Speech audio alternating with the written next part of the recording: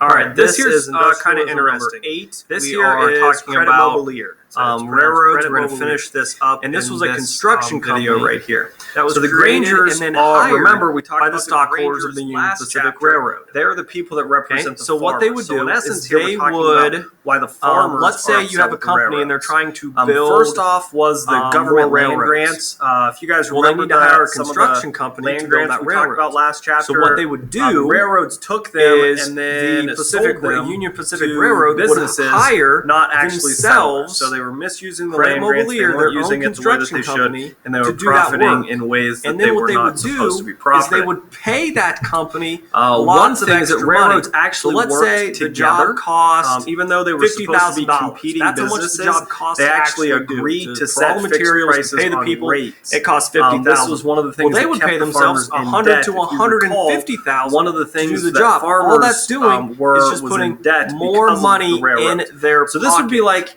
McDonald's, so you have Burger shareholders, King, Wendy's people going, who hey, are investing instead of in competing the against Pacific each Railroad, other, and they're not why getting any don't we money raise the back prices because of all our that goods? profit is going into this that would construction be, company in essence, called what Credit the Mobilier, railroads did. Is and they they're got together basically screwing the and shareholders out of raised money all their by prices spending that so money that they could make more money. And it's on you're the not really construction able company. to do that anymore. That's actually so called the a change, trust. the stuff that was left and over. that So was, again, it only cost $50,000 to do it, but they would charge $100,000 to $150,000. They charged and they would just more keep for that. short hauls All right, because so it there was no those alternative. So we talked about stockholders that last created chapter.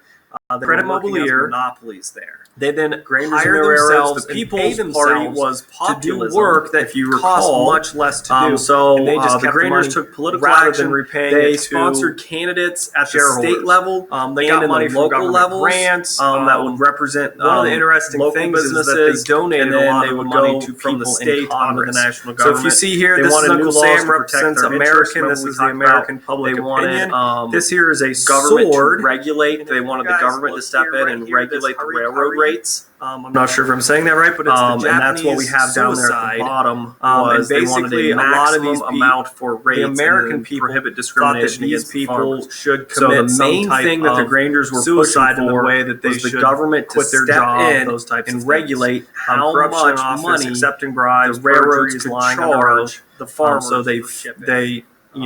we defrauded the government. last Now, week. one of the things that allowed The next that thing we're going to look at in the was, next video is this thing Grangers. called And if Munn you v. remember, Illinois. the So Grangers the cause represent of the Munn v. farmers. Illinois So we're going to look was at the fact again that the these relationship Granger between laws that were being railroads passed and the farmers. the railroads were testing the constitutionality of those laws. Was the federal government allowed to step in and regulate private industry? That's what the railroads are trying to figure out. Is it constitutional? Is it allowed under the Constitution that the federal government step in and regulate private industry? Well, yes, according to Munn v. Illinois, they are. The states won the right to regulate the railroads that would benefit farmers and consumers. Now, remember, we always talk about, the if, then this thing. So if it's helping the farmers and consumers, who's it hurting? The answer to that question should be the railroads. If it's good for the railroads, then it's probably bad for the consumers and the farmers. The lasting result is this: the federal government set the principle that it has the right to regulate private industry to serve public interest. President Trump just did this thing last week when he went in and he started, deregulating or regulating certain things so that they could get more testing and more stuff for the coronavirus. So President Trump is using this as his basis or as his precedence for making some of those changes from the federal government. We have the Interstate Commerce Act. Interstate means you're traveling from one state to the next. The cause of this is going to be Munn v. Illinois. The effect is that the federal government has the right to supervise railroad activity, and then they're going to create the Interstate Commerce Commission to do so. We've talked about the Panic of 1893. It was due to the overbuilding and overspending by many of the railroads.